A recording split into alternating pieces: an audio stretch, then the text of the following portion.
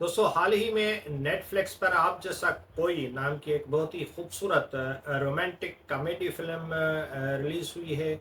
और ये इस हवाले से एक डिफरेंट फिल्म है कि जो आम फार्मूला फिल्म्स आमतौर पर रोमांटिक कॉमेडी बनती हैं ये उनसे हटकर है।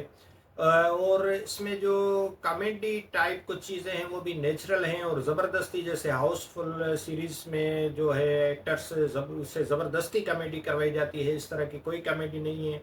ये एक नेचुरल एक्टिंग के थ्रू सारी चीज़ें दिखाई गई हैं। और जो रोमांस है वो भी आम फिल्मों की तरह है कि जो कपल्स होते हैं वो नहीं है। इसमें एक ऐसा करेक्टर है, श्रीनो त्रिपाठी जो आर माधवन ने प्ले किया है।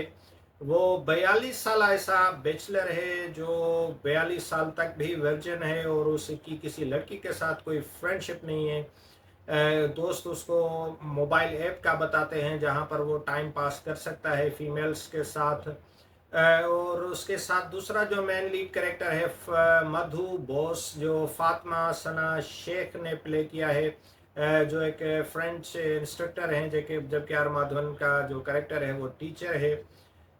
उन दोनों के जो रिलेटिव्स हैं वो उनको मशवरा देते हैं कि क्योंकि दोनों बैचलर हैं और एज उनकी बढ़ती जा रही है तो इसलिए वो एक दूसरे के लिए बेस्ट चॉइस हो सकते हैं। फिर जब वो मिलते हैं और उनकी आपस में अंडरस्टैंडिंग होती है, एक दूसरे के साथ टाइम बिताते हैं और शादी के लिए जो है वो तैयारियां भी होने लगती हैं, रिश्ता तय हो जाता है।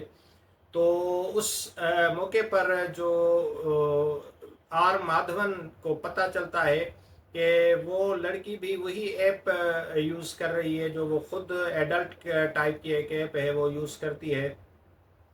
तो उससे वो अलग हो जाता है और उस पे वो ब्लेम करना शुरू कर देता है। तो यहाँ पर जो फिल्म में एक जो पिदरशाही जो मर्द डोमिनेटेड सोसाइटी का एक अलमिया दिखाया गया है कि जो मर्द जो चीज़ें करता है वो ठीक है, वो जायज़ हैं, उसके लिए उस पर कोई तोहमत नहीं है, कोई इल्ज़ाम नहीं है। जबकि वही चीज़ अगर औरत करती है, कोई लड़की करती है तो उसको बदकिरदार या उसके करेक्टर पर दाग लगा दिया जाता है। तो इस तरह का वो मैसेज देती है और वहाँ पर फिर कहानी में जो है ट्रेंड्स एंड ट्विस्ट आ जाते हैं और कहानी थोड़ा इंटरेस्टिंग सूरत हाल अख्तियार कर जाती है।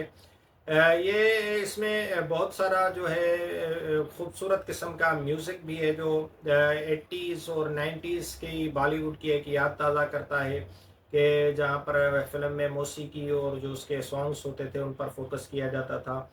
तो मैं समझता हूँ कि ये नेटफ्लिक्स की बहुत एक अच्छी और डिफरेंट और फ्रेश फील देने वाली फिल्म है। आप इसको जो है एंजॉय कर सकते हैं। मे बी ये यूथ ओरिएंटेड ना हो, थोड़ा उससे हट कर है कि कुछ some sort of serious audience इसको ज़्यादा पसंद करें। लेकिन उसके बावजूद एक आम फिल्म बीन के लिए भी इसमें काफ़ी सारी चीज़ें हैं जिनके बेसिस पर इस फिल्म को देखा जा सकता है और एक अच्छी तफरीह ली जा सकती है।